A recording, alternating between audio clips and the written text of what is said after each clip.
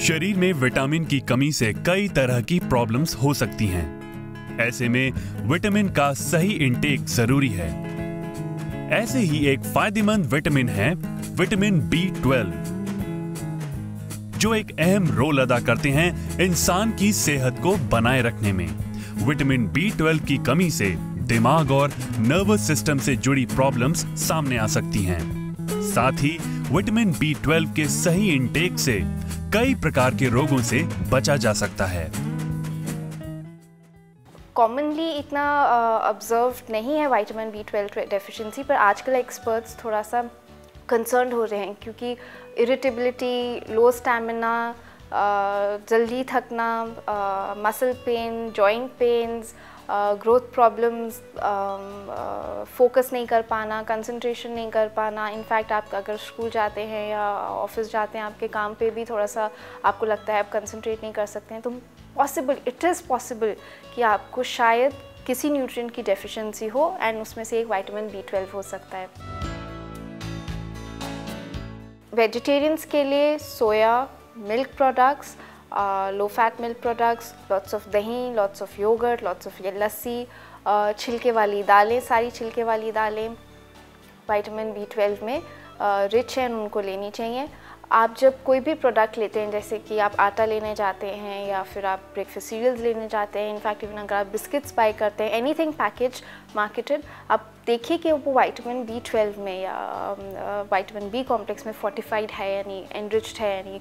सो जब भी आप मार्केट से कुछ भी पैकेट लेते हैं, कुछ भी पैकेज लेते हैं, उसको आप नोट कीजिए कि फोर्टिफाइड है, विटामिन B12 फोर्टिफाइड है या नहीं। कौन सी चीज़ें हैं जो आपको लेनी चाहिए जिससे कि आपकी डाइट में खूब अच्छी मात्रा में विटामिन B12 हो।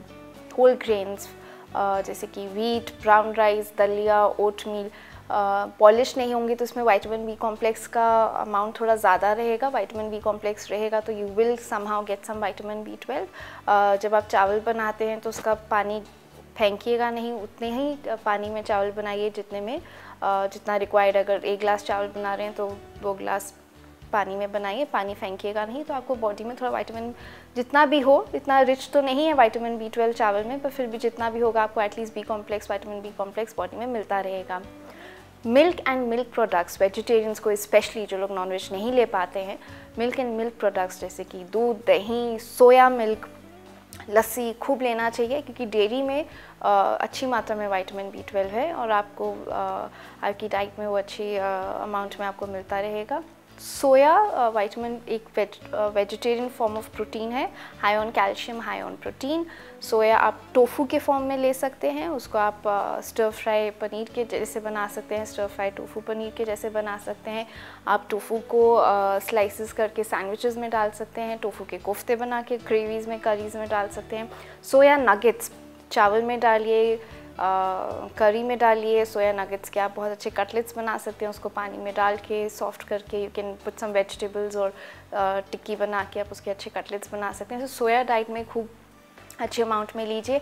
आजकल सोया मिल्क मार्केट में बहुत अवेलेबल है। स्वीटेंड सोया मिल्क भी है, नॉन स्वीटेंड सोया मिल्क भी है। अगर आप वेट कम करने की कोशिश कर रहे हैं या डायबिटिक हैं तो नॉन स्वीटेंड सोया मिल्क लीजिए। बच्चों को आप स्वीटेंड सोया मिल्क दे सकते हैं। बच्चों के लिए भी विटामिन B12 बहुत ज़रूरी है for their growth, for their mental alertness. Vitamin B12 deficiency किस ग्रुप को ज़्यादा इफ़ेक्ट करता है? Senior citizens as the age, especially after the age of 65, उनको they develop anaemia, they develop a weak gastric system, they develop आप देखेंगे memory loss होना शुरू होता है, चीज़ें भूलना शुरू होते हैं। This is due to lack of vitamin B12 in the body. जैसे जैसे ग्रो होते हैं, जैसे जैसे एज होती है, बॉडी के एसिड्स, स्टमक एसिड्स ज़्यादा प्रोड्यूस होते हैं और आपकी बॉडी से जितनी विटामिन B कॉम्प्लेक्स है स्ट्रिप ऑफ हो जाते हैं। सो उनको ज़रूरत है, they can speak to their doctor जो उनके जेराट्रिक केयर है। They can supplement their diet. Vitamin B complex का सप्लीमेंटेशन भी डॉक्टर्स रेकमेंड कर सकते हैं for senior age group. Pregnant ladies, women who are lactating, जो बेबीज़ को ब्रेस्ट फीड कर रहे हैं, उनकी बॉडी में ओवरऑल न्यूट्रिशन बहुत ज़रूरी है। और इसके अलावा vitamin B12 is an important nutrient because वो बेबी के ग्रोथ के, बेबी के फीडिंग में, मिल्क फीडिंग में निकल जाता है। So they need to drink a lot of dairy products, have a lot of doodh, lot of dahi, खूब दूध और दही खाइए। बिसाइड्स दैट सोया टोफू का सेवन कीजिए। बच्चों को बहुत ज़रूरी है vitamin B12 for overall growth and for focus of their mind and anaemia avoid करने के लिए।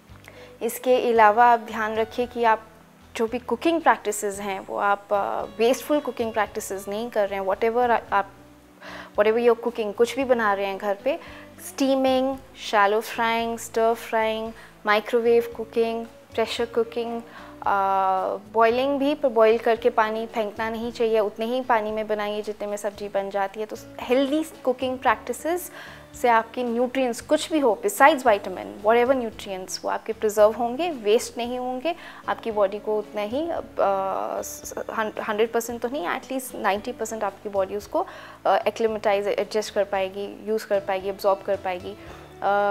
Microwave cooking is the healthiest form of cooking, जिससे कहते हैं कि विटामिन डिस्ट्रॉय नहीं होते हैं। You can do that. Pressure cooking is the best form of cooking. Do that.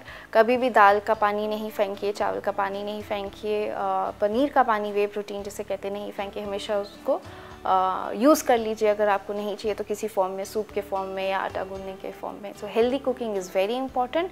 और अभी मैंने आपको कुछ चीज़ें बताई हैं जो डाइट में ज़रूर लें ताकि आपकी बॉडी में अच्छी मात्रा में विटामिन B12 अब्जॉर्ब हो। And avoid wasteful cooking.